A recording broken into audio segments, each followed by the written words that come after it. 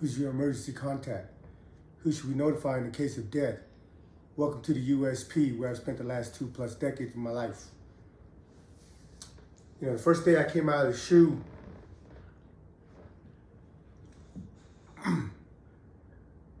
there's a lot of emotions and feelings that plays, because you just got jumped on, spent the last freaking 6 months sitting in a fucking cell because these buses has been on this yard, was hiding each other out, you know. And I have no idea who's left on the yard, who else has came on the yard. So when I come through, I got, you know, when you come out of the SHU, you go through your property. They call you, you go check through your property, make sure all your stuff is there. And then you dress back out, and then they escort you back through the metal detector, the little freaking x-ray shit and all that stuff before they let you back out on the compound. But you gotta go down to the laundry to get all your khakis and stuff. So, but the laundry and the kitchen is right there. So when we go down to the laundry, while we're waiting for our clothes, they're already calling chow. So I just bust into the chow hall to go eat. You know, so when I go into the chow hall, I'm getting all my food and stuff. I see two Pollies, two Tongan, one of them Scope, and the other one was the new homie, they call him Buckshot. He's from out here, from Kearns. And you know, I came out with an aggressive attitude, because I've been sitting in there for the last 6 months just, you know, like itching to get some get back that I can't never get. You know what I mean? So,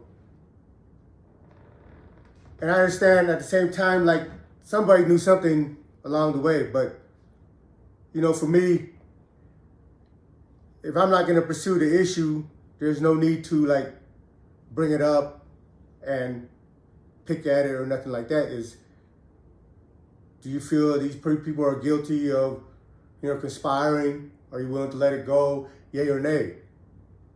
And I'm back on the compound, so I know that the homies that was on the compound worked hard to help me get back, along with like all the other people that that went in there and spoke for me. Because usually when they perceive that you're the victim, because I was the victim, I'm the one that got jumped on. I mean, I don't like to be called, you know, like to be a victim, but that's what happened. You're usually the one that gets shipped out. But in my case, like, you know, in the case of the native, my cellie, the one that got stomped out, you know, it was a bad call. But, you know, usually the politics stays within your own car. But through the course of my bid, I built a rapport with other people, with other men from different races and different gangs that know how I conduct myself. I'm not saying that I'm above the bullshit, or I haven't done some bullshit or this and that or anything like that. But for the most part, you know, I always try, absolutely, I always stand on what I believe. But for the most part, I try to conduct myself in a manner that if there is friction, that I'm the one on the side of right. Because when you're on the side of right, it makes it easier for your friend to come to your aid, because they know that you're in the right, and for whatever reason, the opposition, these other people or whatever, don't want to accept that. You know, when people are putting their lives on the line for principle, I mean, if you're dead is dead. Whether you die on some bullshit or die on some principle, dead is dead. But at the same time, I don't want to die on no bullshit. If I were to lose my life on something, I want it to be on principle, on standing on something that I believed in. So for the most part of my bid, I try to conduct myself in a way so that when I do get into a confrontation, I'm okay with it, because I believe I'm right, you know? So, and I built that rapport with everybody, individuals that I ever did time with. Now, not everybody likes me, because there's some people that don't like me, but the people that don't like me, I promise you, they're a bunch of busters. Because all the men that I've come across We have a meeting of the mind. We have an understanding, you know. And these people that I have an alliance with or friendship with, regardless of their race, regardless of their gang affiliation, if I'm sitting at the table with them and something pops off that has something to do with them, it has something to do with me.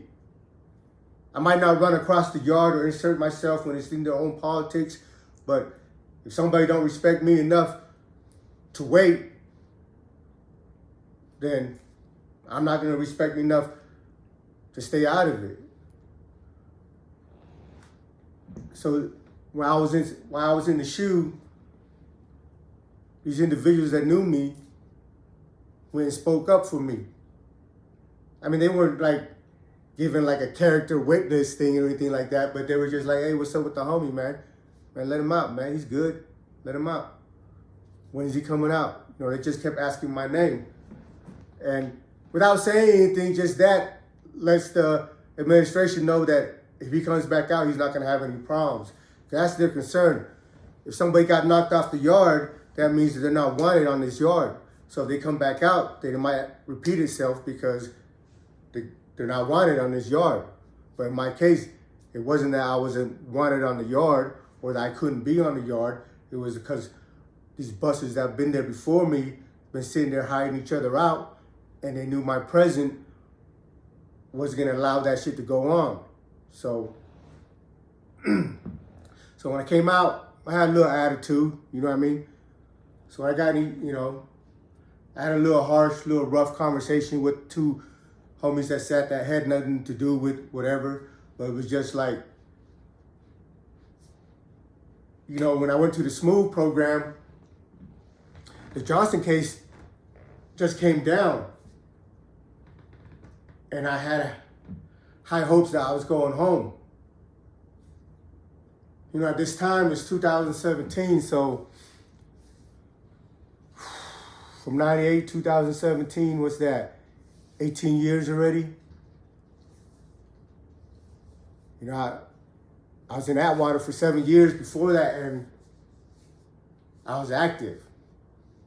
So part of me was grateful that I went to the shoe, went to the Smooth, and was able to sit my ass down and rejuvenate, because I'm out there in the hot sun, Atwater sun, California heat, all day, 7 years, from sun up to sundown, grinding, hustling, playing ball, doing whatever else. So, I needed that break. You know what I mean? But, so when I got to Florence, my mentality kind of tapered down a little bit because I had hoped that I was going home on the Johnson case. So I'm like, fuck, I'm gonna try to stay out the way. And me, I'm not doing anything or participating in anything that's gonna put me in harm's way. But at the same time, even though I desperately want to come home, I still can't get away from myself, from the way I expect of myself, because this is the person that I am. When I start making acceptance and tolerance and excuses, then I cease to be the man that I'm trying to sell to you guys. So that in itself, I'm always automatically, until the day they open that gate and let me come home, active, whatever that means. So, but at that point in time, I let my guard down because I was comfortable. And like I said, I pulled myself away from all the activities that would, put me in harm's way. and I fucked up, and I could have lost my life. I was just grateful that the two dudes that jumped on me didn't know how to fight.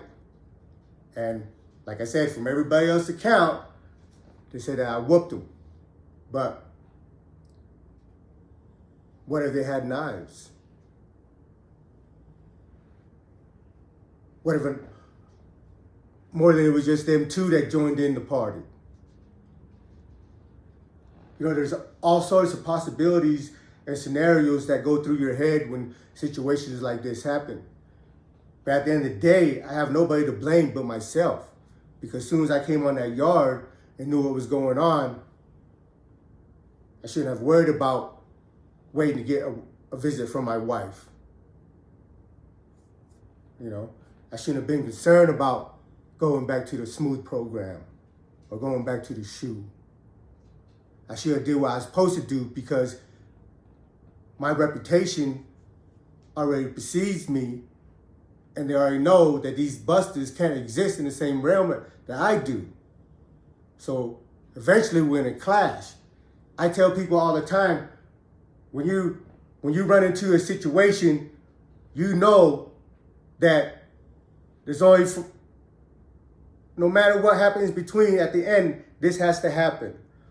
Somebody stole from you. You have to bust his head or your head's gonna get busted by your people. There's no other ifs and ands about it. So why waste time in between trying to have a conversations over it? I know this. These are the rules that I lived by till that time. Because I was in a mentality that I was never going home, that today is today, that I need to make it through, and I'm gonna do what's necessary to survive. So when I perceive a threat, I eliminate it. So when I had this glimpse, this opportunity that I might have a chance to go home, I let that hope,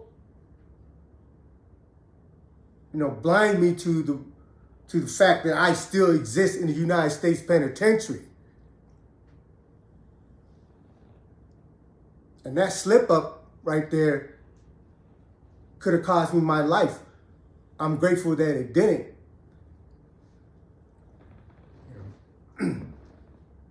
Like I said, there's people that going home the next day end up getting killed or killing somebody. There's plenty of people that only had a few months left that got themselves in a riot and ended up with new charges. I just got a letter today,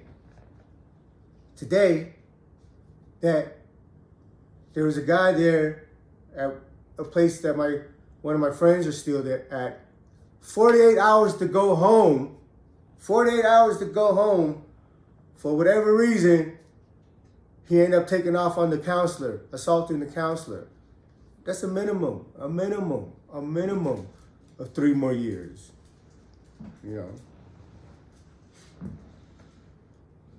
It's a trick box, man. It's a trick bag, man. It's a trap. Once they close that fucking gate and throw away that key, homie, there ain't no guarantee you coming back. I emphasize that in my videos and these episodes because that's the truth. That's the facts of it. There ain't nothing here to glorify. I got off track a little bit, but so when I came out of the unit, I was, when I came out of the shoe, I had a little chip on my shoulder.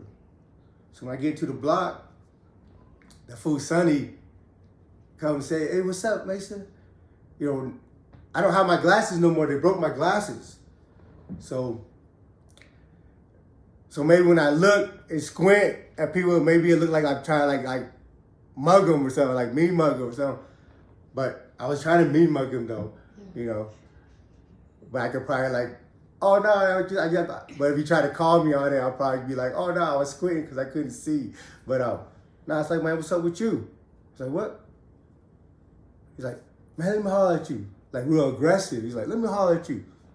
I said, "What?" "Oh yeah." So I follow him right to his room. I'm expecting him to turn around and square up. You know, when he opens the door, he goes, you know, he's Korean. He acts like he knows kung fu or whatever, you know, martial arts or whatever. You know, he always play like he knows that shit anyway. So he opens his door, he goes into the cell. I go in right behind him, and like, my thought process is, as soon as he turns around in any type of aggressive, in an aggressive manner, I'm gonna two-piece him, you know? And whatever else happens after that, hopefully I don't get my ass whooped, you know? But when he goes into the cell, you know, I come in there aggressive because I'm expecting confrontation. This fool with his back to me, pulls out the stool on his table, turns around, sits on it, and puts up his paws, you know? I was like, you know, for me, you can't really whoop somebody that's already, I don't know, like for a better word, bow down. But it still didn't like take away the, you know, the anger of me being sitting in that motherfucking shoe for the last 6 months, you know. But he was like, man, it had nothing to do with me, man. They came to ask me to go with them, and I refused, and this and that. And he's like, Rudy was mad, you know, my homie from Texas inmate. He's like, man, a lot of people were mad, and whatever, you know, he just went on and on about whatever. But you know, and everything, every day teaches you a lesson. If you're aware of it, if you have the mind to learn, there's a lesson to be learned in every encounter, in every activity. You know, sometimes it takes like the ones that just punches you in the face, like literally in my case, to like wake you up like, hey, you're slipping. You know? And maybe sometimes you get back on some of your slips, but I met a lot of people that haven't. So I guess if there's a moral to this, like people say that I have morals to my video, is don't slip. Welcome to USP.